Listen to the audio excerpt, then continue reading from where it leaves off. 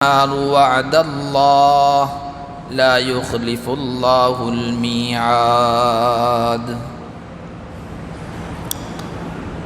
آج کے درس کا آغاز ہم اللہ کے فضل و کرم سے سورہ زمر کی آیت نمبر 19 سے کر رہے ہیں۔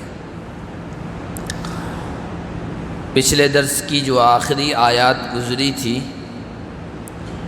اس میں اللہ نے ارشاد فرمایا تھا، اے نبی جو شرک سے بچے ہیں اور اللہ کی طرف متوجہ ہیں ان کو آپ خوشخبری سنا دیجئے۔ ان کی ایک خاص پہچان یہ ہے کہ جب وہ اللہ کی بات کو سنتے ہیں تو اس کی پیروی کرتے ہیں۔ ایسے لوگ ہدایت یافتہ ہیں، اللہ نے ان کو صحیح راہ سجائی ہے اور یہی لوگ عقل مند ہیں۔ آج کے درس میں جو سب سے پہلی آیت پڑھی گئی اس میں اللہ نے فرمایا کہ ایک طرف تو یہ لوگ ہیں جو صحیح بات پر چلتے ہیں اور ہدایت یافتہ ہیں، دوسری طرف وہ شخص ہے جو بات کو سنتا ہے لیکن ضد کی وجہ سے، عناد کی وجہ سے، سرکشی اور اپنی ہٹ درمی کی وجہ سے اس پر چلتا نہیں ہے، اس پر عمل نہیں کرتا ہے، تو اس پر اللہ کا عذاب ثابت ہو جاتا ہے، وہ اللہ کے عذاب کا مستحق ہو جاتا ہے۔ اور جو آدمی اپنے کرتوتوں کی وجہ سے اللہ کے عذاب کا حقدار بن گیا، آپ اس کو جہنم سے نہیں چھڑا سکتے ہیں۔ افانت تنقذ من فی النار، کیا آپ اس شخص کو چھڑا لیں گے جو جہنم میں پہنچ گیا، جہنم کا حقدار بن گیا ہے۔ لیکن الذین اتقوا ربہم، لیکن وہ لوگ جو اپنے رب سے ڈرے، جنہوں نے اپنے رب کا تقوی اختیار کیا، لہم غرف من فوقہا غرف مبنیہ، ان کے لیے اللہ تعالیٰ نے ان کے نیک اعمال کے صلے میں بالا خانے تیار کیے ہیں۔ جنت کے اندر ٹھکانے جو عیش و آرام کے ہیں اور ہمیشہ راحت کے ہیں۔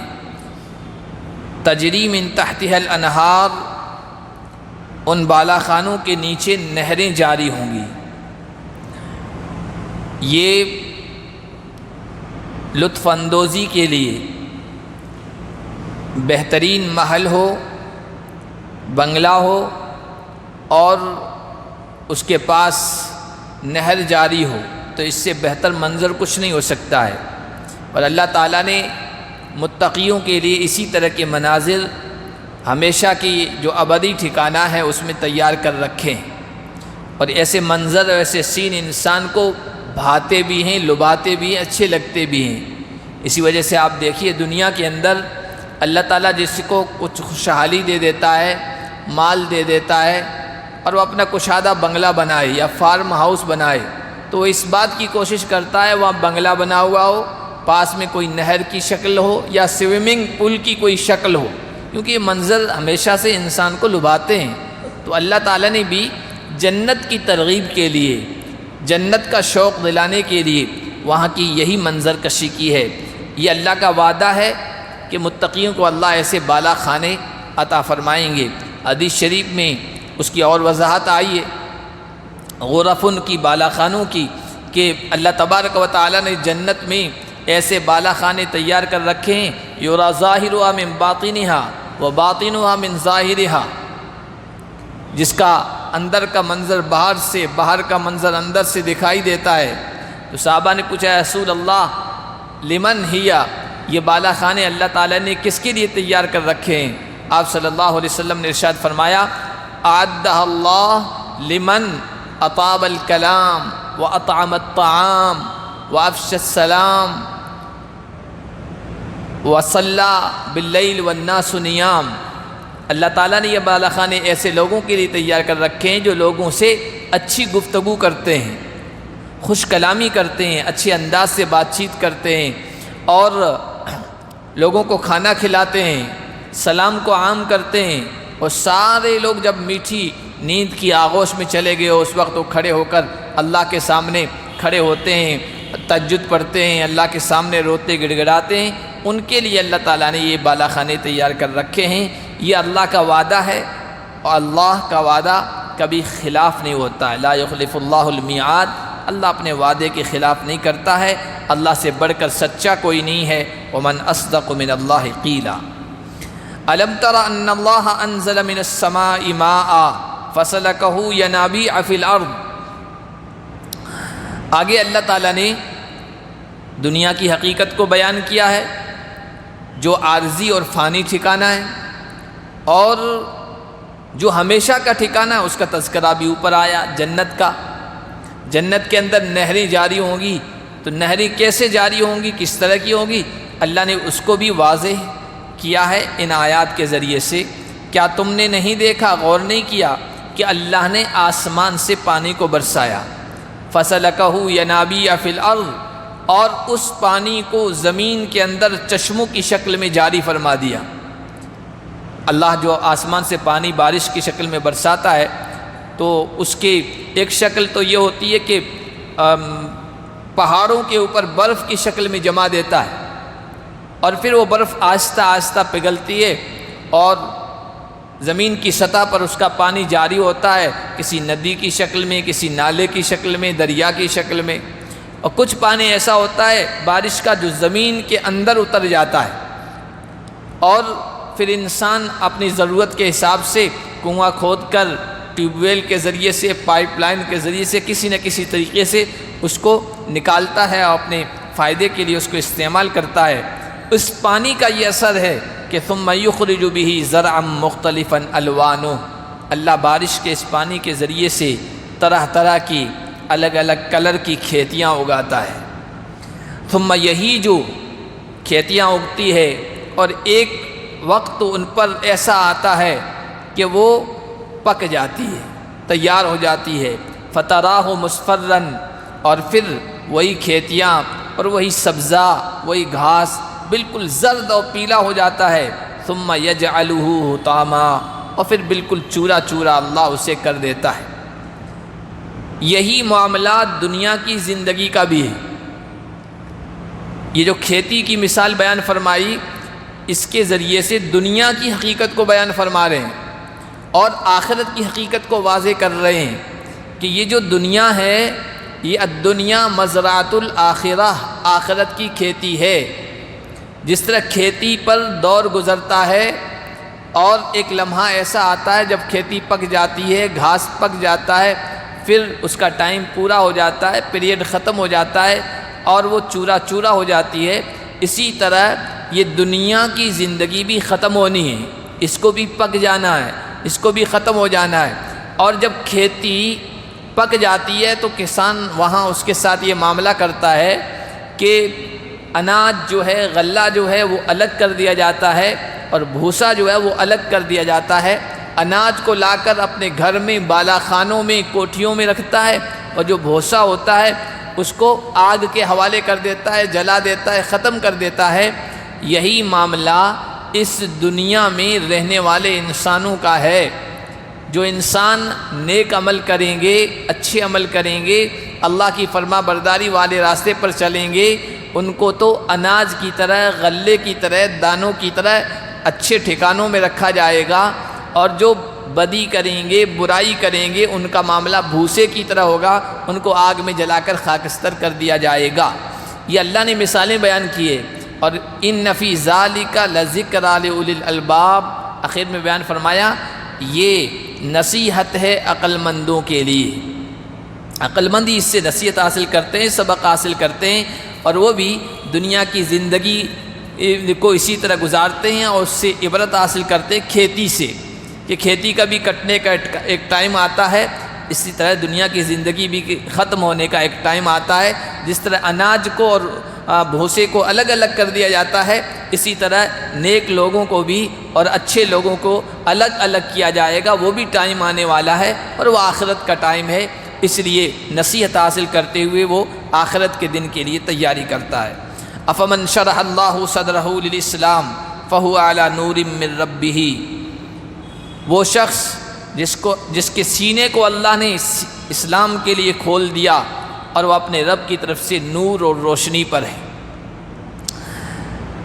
اللہ جس کے سینے کو اسلام کے لیے کھول دے، شرح صدر فرما دے۔ شرح صدر کا کیا مطلب؟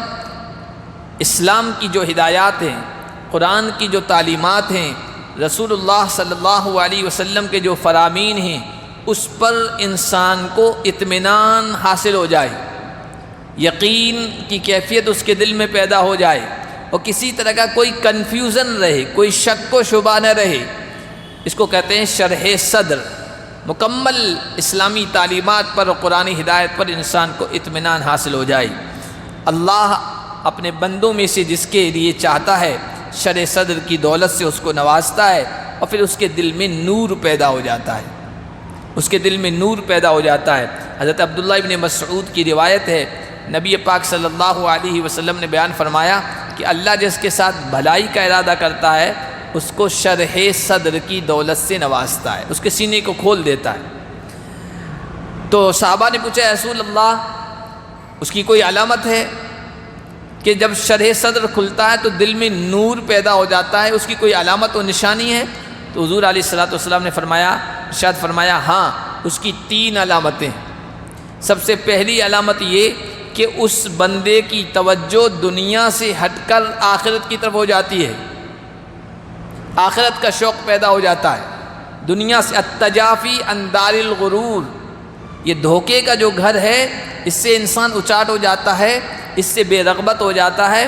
اور دوسری علامت کہ آخرت کی طرف متوجہ ہو جاتا ہے، آخرت والے اعمال کرنے لگ جاتا ہے۔ اور تیسری علامت والاستعداد للموت قبل نزولہ، موت کے آنے سے پہلے بندہ موت کی تیاری میں لگ جاتا ہے۔ یہ 3 علامت و نشانی جس کے اندر پیدا ہو جائے تو جان لیجئے کہ اللہ نے اس کو شرح صدر کی دولت سے نواز دیا ہے۔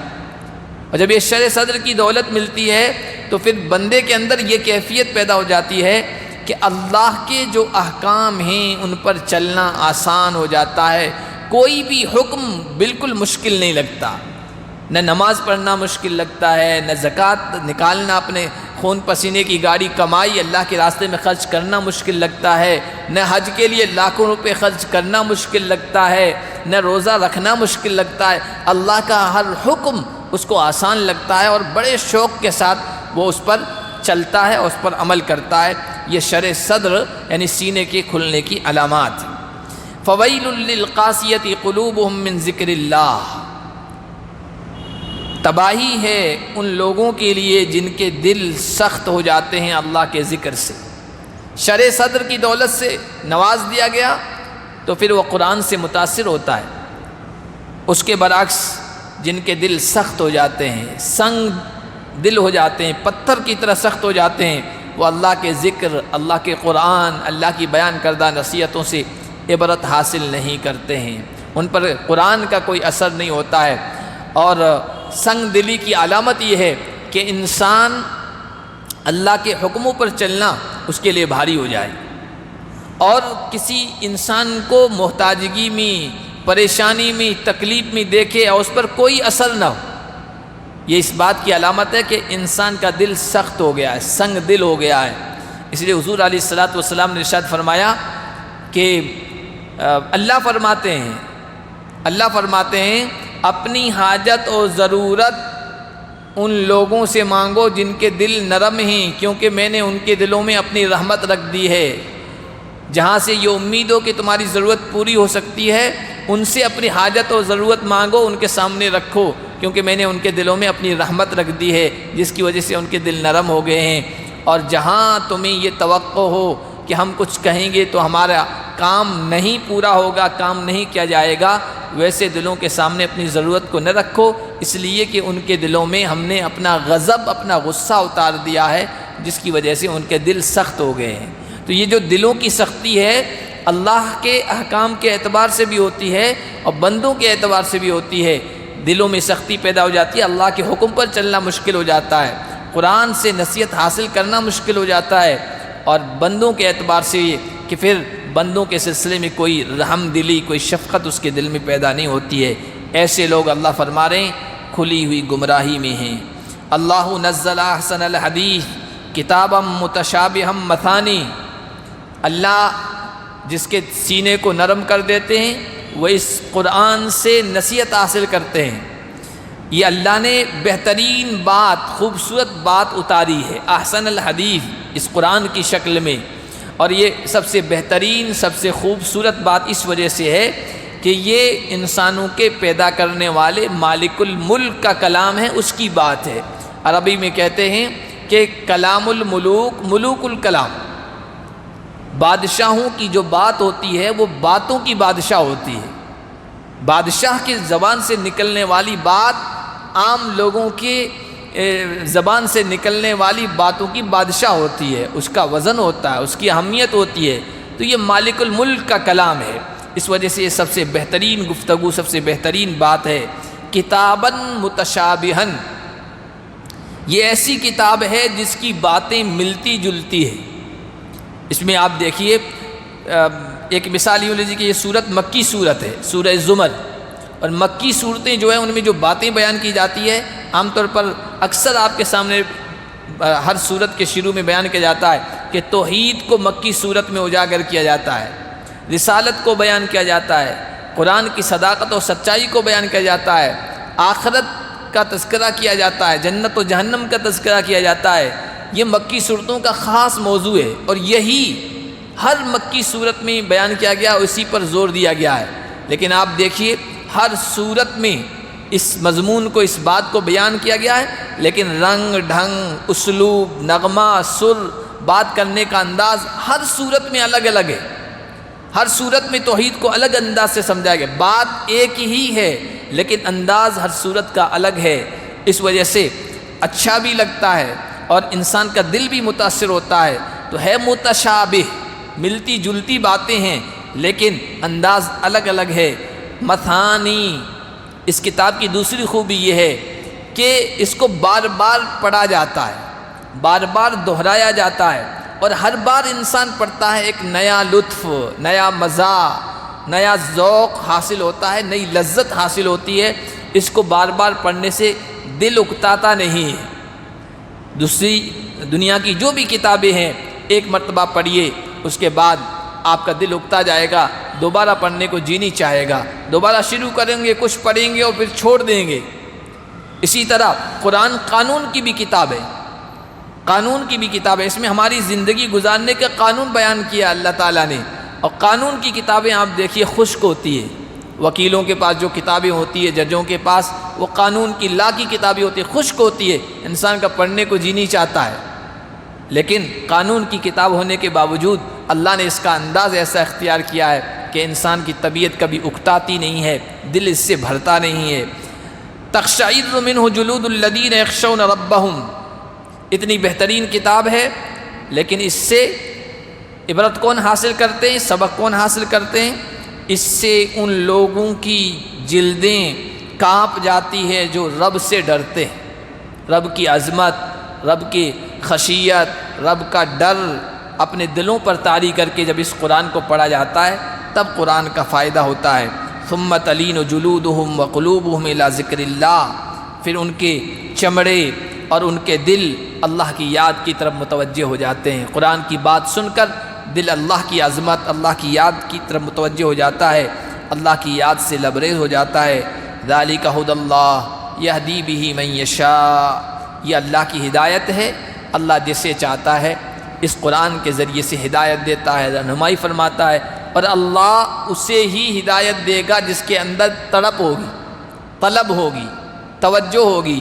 آگے پچھلے درس میں آیا انابو الی اللہ، جو اللہ کی طرف متوجہ ہوئے۔ انابت توجہ کو کہتے ہیں، جو جس کے اندر توجہ ہے، طلب ہے، تڑپ ہے، اللہ اسے ہی ہدایت پر لے آئے گا، اور جس کے اندر تڑپ نہیں ہے اسے ہدایت کبھی نہیں مل سکتی ہے۔ اسی لیے آپ دیکھیے سیرت پڑھیے تو آپ کو معلوم ہوگا کہ جن بندوں کے اندر نبی علیہ السلام کے زمانے میں تڑپ تھی، تو پتہ نہیں کہاں کہاں سے اللہ ان کو اٹھا کے لے کے آیا، نبی کی خدمت میں پہنچا دیا۔ سلمان فارس سے آئے، محنتیں مشقتیں برداشت کرتے ہوئے، غلامی کی دور سے گزرتے ہوئے، صہیب رومی ہیں، بلال حبشی ہیں، اندر تڑپ تھی، اللہ نے ہدایت دے دی، نبی کی غلامی میں پہنچا دیا۔ اور اگر اندر تڑپ نہیں ہے تو آپ دیکھیے حضور کے چچا ابو لہب ہیں، خوبصورت ترین انسان ہے ابو لہب، ان کا نام نہیں تھا، خوبصورتی کی وجہ سے ان کو ابو لہب کہا گیا۔ مکے پر کعبہ پر روزانہ اس کی نگاہ پڑ رہی ہے، زمزم جیسا پانی پی رہا ہے، لیکن اندر تڑپ نہیں ہے ایمان کی، ہدایت کی، اللہ نے ہدایت نہیں دی۔ تو اللہ اسی ہدایت دیتا ہے جس کے اندر توجہ ہو۔ وَمَن يُضْلِلِ اللَّهُ فَمَا لَهُ مِنْ هَادٍ، اور اللہ جسے گمراہ کر دے اس کو کوئی راستہ سجانے والا، اس کو کوئی ہدایت دینے والا نہیں ہے۔ أَفَمَن يَتَّقِي بِوَجْهِهِ سُوءَ الْعَذَابِ يَوْمَ الْقِيَامَةِ، جو قرآن سے اصل لیتے ہیں تو ان کا معاملہ تو یہ ہوگا اللہ تعالیٰ ان کو عذاب سے بچا لے گا، لیکن قرآن سے کوئی ہدایت حاصل نہیں کرتا ہے، قرآن کی بات کو نہیں مانتا ہے، وہ کل قیامت کے دن عذاب میں گرفتار ہوگا۔ اور اللہ کا عذاب اس طرح ہوگا کل قیامت کے دن بندے کے ہاتھ باندھ دیے جائیں گے۔ عام طور پر دنیا میں یہ ہوتا ہے کہ چہرے کی طرف کوئی چیز آتی ہے، چاہے وہ کوئی تنکا ہو، کوئی پتھر ہو، کوئی لکڑی ہو، کوئی چیز ہو، یا یہ کہ لو کی لپٹیں ہوں، تو انسان فوراً اپنے ہاتھوں کو اپنے چہرے کی طرف کر لیتا ہے چہرے کو بچانے کے لیے، اس لیے کہ چہرہ سب سے نازک چیز ہے، انسان کے بدن میں حصہ، نازک حصہ ہے، فوراً اپنے ہاتھوں کو اپنے چہرے کی طرف کر لیتا ہے۔ لیکن کل قیامت کے دن معاملہ انسان کے ساتھ یہ ہوگا کہ اس کے ہاتھ باندھ دیے جائیں گے، جکڑ دیا جائے گا، اب اللہ کی طرف سے عذاب آ رہا ہے، سیدھا چہرے پر پڑے گا، اور یہ سب سے زیادہ تکلیف دہ معاملہ ہوگا۔ کیا وہ شخص جو قیامت کے دن برے عذاب سے اپنے چہرے کے ذریعے سے بچنے کی کوشش کرے گا، وہ اس شخص کی طرح ہو سکتا ہے جس کو اللہ تعالیٰ قرآن کی بدولت عذاب سے بچا لے گا؟ ظاہر سی بات ہے یہ دونوں برابر نہیں ہو سکتے ہیں۔ وقیل للظالمین ذوقوا ما کنتم تکسبون، ظالم لوگوں سے جنہوں نے کفر کا، شرک کا راستہ اختیار کیا، قرآن کے انکار کا راستہ اختیار کیا گیا، ان سے اس دن کہا جائے گا آج تم اپنے کرتوتوں کا مزہ چکھ لو۔ قرآن کا انکار کرتے تھے، رسول کی تکذیب کرتے تھے، جھٹلاتے تھے، اللہ کی کتاب کا انکار کیا کرتے تھے۔ کذب الذین من قبلہم، قریش کے لوگوں سے، مکہ کے لوگوں سے کہا جا رہا ہے اور پوری انسانیت سے کہا جا رہا ہے تم جو قرآن کا انکار کر رہے ہو اس کا انجام بہت برا ہوگا، اور تمہارے سامنے اس کی مثالیں ہیں، نمونہ ہیں۔ کذب الذین من قبلہم، تم سے پہلے جو قومیں گزری ہے جن کے واقعات تم پڑھتے رہتے ہو، سنتے رہتے ہو، قوم عاد، قوم سمود، قوم لوط وغیرہ، ان لوگوں کا بھی یہی وتیرہ رہا کہ انہوں نے اللہ کے رسولوں کا انکار کیا، ان پر اترنے والی کتابوں کا انکار کیا۔ فَأَتَاهُمُ الْعَذَابُ مِنْ حَيْثُ لَا يَشْعُرُونَ، ان پر اللہ کا عذاب آیا اس کی پاداش میں، اور ایسے طریقے پر آیا کہ وہ سوچ بھی نہیں سکتے تھے کہ اس طرح ہم مصیبت میں گرفتار ہو جائیں گے اور اللہ کے عذاب کا شکار ہو جائیں گے۔ اتنے تنومند، اتنے طاقتور، اتنے مضبوط کہ اللہ خود کہتا ہے کہ اس جیسا ہم نے مخلوق میں پیدا ہی نہیں کیا، اور ان کو اپنے اوپر اتنا گھمنڈ تھا، تکبر تھا، کہتے تھے ہمارا کون کیا بگاڑ سکتا ہے، من اشد منا قوہ، ہم سے بڑھ کر کون طاقتور ہے، ہمارا کون کیا بگاڑ سکتا ہے۔ تو اللہ تعالیٰ نے کہا اولم یروا ان اللہ الذی خلقهم اشد منه قوہ، یہ نہیں دیکھتے ہیں کہ جس اللہ نے ان کو پیدا کیا وہ ان سے بھی بڑھ کر طاقتور ہے۔ اور پھر اللہ نے ان کو جو تباہ و برباد کیا ہے، ہوا جیسی نرم و لطیف چیز، ہوا چلائی، تند و تیز آندھی، کہ لمبے تڑنگے تنومند انسان تھے، اوپر اٹھا کر نیچے جو پٹخا ہے اس طرح پڑے ہوئے تھے، کأنما اعجاز نخل خاویہ، جیسے کھوکھلے کھجور کے تنے پڑے ہو، اس طرح ان کے ساتھ معاملہ ہوا۔ اللہ فرماتے ہیں فَأَذَاقَهُمُ اللَّهُ الْخِزْيَ فِي الْحَيَاةِ الدُّنْيَا، تکذیب اور قرآن یا آسمانی کتاب اور رسولوں کو جھٹلانے کے پاداش میں اللہ نے ان کو اس دنیا کی زندگی میں بھی رسوائی چکھائی، کسی کو ہوا کے ذریعے سے ختم کر دیا، کسی کو پانی کے طوفان میں غرق کر دیا اور ختم کر دیا، کسی کے اوپر چنگھاڑ آئی، آواز خطرناک قسم کی آئی اور ان کے سینے شق ہو گئی، سینے پھٹ گئی اور سب ختم کر دیے گئے، کسی کے اوپر زلزلہ اللہ نے طاری کر دیا اور زلزلے میں ان کو سب کو تباہی اور بربادی میں ڈال دیا گیا۔ اللہ نے اس دنیا میں بھی رسوا کیا، یہ تو دنیا کا عذاب ہوا، وَلَعَذَابُ الْآخِرَةِ أَكْبَرُ، آگے ان کے لیے آخرت کا عذاب تیار ہے جو اس سے بھی کئی گنا بڑا ہوا ہے۔ کاش یہ لوگ جانتے، سمجھ جاتے اور ایمان لا کر اس بڑے عذاب سے بچنے کی کوشش کرتے۔ وَلَقَدْ ضَرَبْنَا لِلنَّاسِ فِي هَذَا الْقُرْآنِ مِنْ كُلِّ مَثَلٍ، ہم نے اس قرآن میں انسانوں کے لیے ہر طرح کی مثالیں بیان کی ہیں۔ مثالوں کے ذریعے سے بات سمجھ میں آتی ہے۔ کوئی بات تقریر کے ذریعے سے، بیان کے ذریعے سے مشکل لگتی ہے، لیکن اس بات کو اگر مقرر، خطیب، بیان کرنے والا مثال دے کے سمجھائے تو بالکل دماغ میں بات اتر جاتی ہے، مثال سے بات آسانی سے سمجھ میں آ جاتی ہے۔ اللہ نے اس قرآن میں طرح طرح کی مثالیں دی، اور اس طرح کی مثالیں دی ہے کہ ہر بندے کی سمجھ میں آ جائے۔ کفر اور ایمان کو مثال سے سمجھایا ہے، شرک اور توحید کو مثال سے سمجھایا ہے، شرک کتنا بوداپن ہے، اس میں کتنی کمزوری ہے، اس کو مثال دے کے سمجھایا ہے کہ شرک کی مثال، یا جن کو اللہ کے علاوہ تم پکارتے ہو، اس کی مثال مکڑی کے جالے کی طرح ہے۔ اس کی حیثیت کیا ہوتی ہے؟ ذرا سا جھاڑو یوں پھیرا اور سب ختم۔ نفاق کی، منافقت کی اور اخلاص کی مثال اللہ تعالی نے بیان کی ہے، مومن کی اور کافر کی مثال بیان کی ہے۔ مثالوں کے ذریعے سے دنیا کی زندگی کی اور آخرت کی مثال بیان کی ہے۔ یہ سب مثالیں اللہ نے اس لیے بیان کی ہے کہ آسانی سے سمجھ میں آئے اور لوگ عبرت حاصل کریں۔ لعلہم یتذکرون، قرآناً عربیاً غیر ذی عوج لعلہم یتقون۔ یہ عربی قرآن ہے، صاف ستھرا واضح قرآن ہے، اس میں کوئی ٹیڑھا پن نہیں۔ کسی کے دماغ میں یہ بات آ سکتی ہے نا، قرآن میں اللہ نے مثالوں کے ذریعے سے صاف طور پر سمجھا دیا، تو پھر لوگ قرآن سے سبق حاصل کیوں نہیں کرتے؟ قرآن پر ایمان کیوں نہیں لاتے؟ کیا قرآن میں کوئی کمی ہے؟ اللہ نے فرمایا قرآن میں کمی نہیں ہے، قرآن میں کجی و ٹیڑھا پن نہیں ہے، ٹیڑھا پن سامنے والے کے دماغ میں ہے۔ جس طرح بھینگا انسان ہوتا ہے، اس کے سامنے کوئی چیز آتی ہے تو ایک چیز دو نظر آتی ہے، تو اس چیز کا کوئی قصور نہیں ہے کہ وہ دو نظر آ رہی ہے، بلکہ آنکھ کا قصور ہے، اس کی آنکھ کا قصور ہے، اس کی آنکھ میں کمی ہے کہ اس کو دو چیزیں نظر آ رہی ہے۔ اسی طرح اگر کسی کو قرآن میں کمی نظر آ رہی ہے، قرآن میں کمی نہیں ہے، اس کے دماغ میں کجی اور ٹیڑھا پن ہے۔ جن کا دماغ درست ہے، جن کی عقل سلیم ہے، جن کا مزاج درست ہے، جن کی فطرت ٹھیک ہے، ان کو قرآن میں کوئی ٹیڑھا پن نظر نہیں آتا ہے، قرآن کی ہر بات ان کو صحیح سمجھ میں آتی ہے۔ ضرب اللہ مثلا رجلا فیہ شرکاء، ابھی آپ نے اوپر پڑھا کہ اللہ کہتے ہیں قرآن میں ہم نے مثالوں کے ذریعے سے سمجھایا ہے۔ اب اللہ نے ایک مثال دی ہے، کتنی بہترین مثال اور عام فہم ہر ایک کے سمجھ میں آنے والی۔ اللہ نے مثال دی ایک آدمی کی، آدمی سے مراد غلام ہے، ایک غلام کی مثال۔ فیہ شرکاء، اس میں کئی ساجی ہیں، کئی شریک ہیں، پارٹنر لوگ ہیں، یعنی 4-5 لوگوں نے ایک غلام خریدا۔ متشاکسون، اس کو یہ مالک ہیں سب ضدی لوگ، انادی لوگ، ہر دھرم لوگ، اپنے کام نکالنے والے لوگ۔ ہر شخص یہ چاہتا ہے غلام میرا کام کرے، دوسرے کا کرے یا نہ کرے۔ اب غلام ایک ہے، مالک 5 ہیں یا 6 ہیں یا 7 ہیں، ہر ایک کا پریشر اس پر۔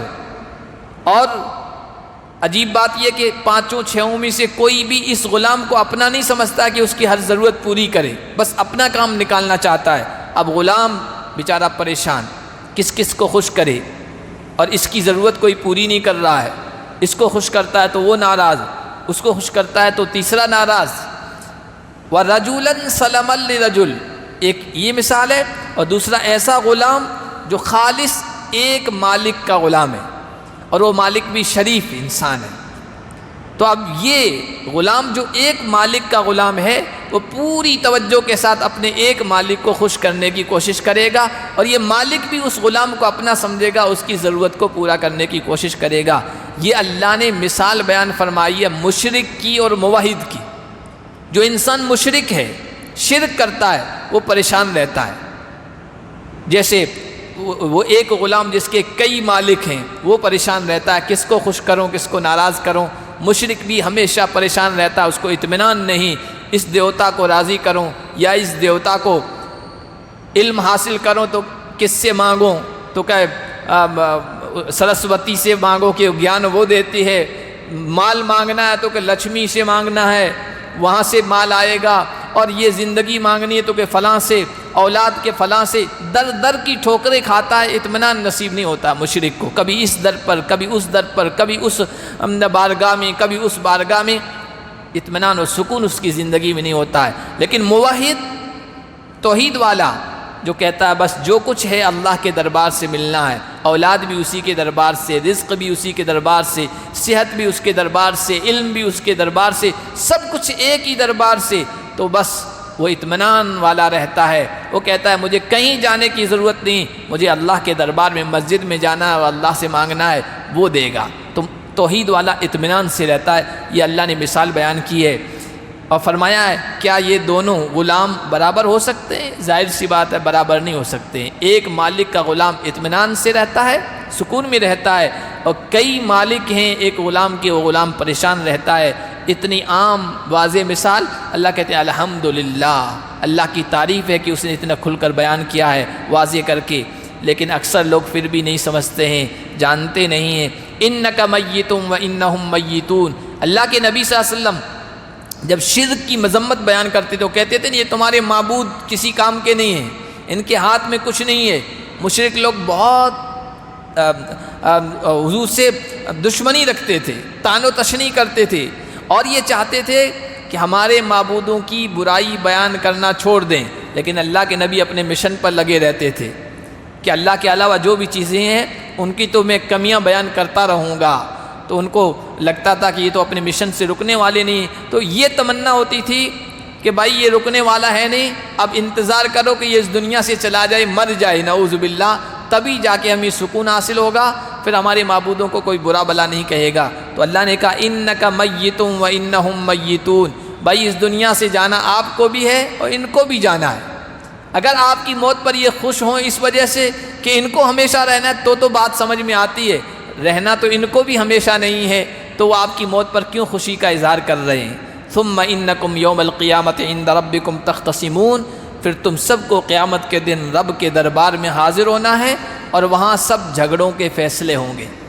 سب جھگڑوں کے، دو آدمیوں کے درمیان جو بھی جھگڑا ہوگا اس دنیا میں یا تو انصاف نہیں ملتا ہے یا پورا انصاف نہیں ملتا ہے، صحیح فیصلے نہیں ہوتے ہیں، اللہ کے دربار میں سب صحیح فیصلے ہوں گے، اور وہاں لوگ جھگڑیں گے، بھائی بھائی سے جھگڑے گا، بیوی شوہر سے، شوہر بیوی سے، اس نے میرا حق نہیں ادا کیا، وہ کہے گا کہ اس نے میرے حقوق میں کوتاہی کی، یہاں تک کہ دو بکریاں، ایک سینگ والی تھی ایک بغیر سینگ والی، ان کے جھگڑے کو بھی اللہ کے دربار میں پیش کیا جائے گا، اللہ فیصلہ فرمائے گا۔ اور جسم اور روح بھی جھگڑیں گے، جسم اور روح بھی جھگڑیں گے۔ جسم، روح کہے گی جسم کو کہ اس نے یہ گناہ کیا تھا، سزا اس کو ملنی چاہیے، تو جسم کہے گا کہ نہیں، روح کو ملنی چاہیے، اس لیے کہ یہ جو گناہ پر آمادہ کیا نا انسان کے دل نے، روح نے آمادہ کیا تھا، تو اللہ کے دربار میں ان کو بھی پیش کیا جائے گا۔ اور حدیث میں عجیب مثال کے ذریعے سے سمجھایا گیا کہ تکلیف جسم کو دی جائے گی، عذاب جسم کو یا روح کو، تو اللہ کے رسول نے مثال سے سمجھایا، کہا کہ اس کی مثال ایسے ہے جیسے ایک اپاہج آدمی لولا لنگڑا تھا اور ایک اندھا تھا، ایک باغ کے باہر کھڑے ہو گئے، وہ جمع ہو گئے ایک باغ کے باہر۔ اب باغ کے پھل آم توڑنا ہے، لیکن اندھے کو دکھائی نہیں دیتا اور لولا لنگڑا چل نہیں سکتا ہے، تو اب انہوں نے اس بات پر اتفاق کیا کہ جو لولا لنگڑا ہے اس کو اندھا اپنے کندھے پر سوار کر دے اور پھر باغ کے اندر گھس جائے۔ اندھا دکھ نہیں رہا ہے، لولا لنگڑا چل نہیں پا رہا ہے، اندھے نے لولے لنگڑے کو اپنے اوپر سوار کر دیا، باغ کے اندر داخل ہو گئے۔